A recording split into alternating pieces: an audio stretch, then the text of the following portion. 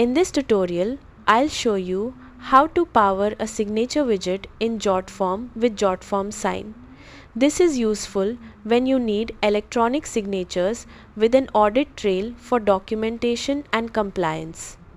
Open your browser and go to jotform.com, then sign in to your account. From your dashboard, click plus create, select form, then choose start from scratch and classic form. In the form builder, click add element and find signature. Add the signature field to your form. Next, click the signature automation icon that appears with the signature field. Enable Jotform Sign Automation to activate the signing features.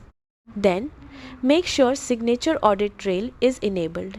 This creates a record of the signing activity, including important details such as timestamps and signer information.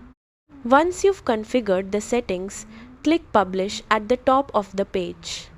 After publishing, copy the link from the Quick Share section and open it in a new browser tab to test your form. Click the signature field, then draw or type your signature. Once you're finished, click Continue to submit the form and complete the signing process.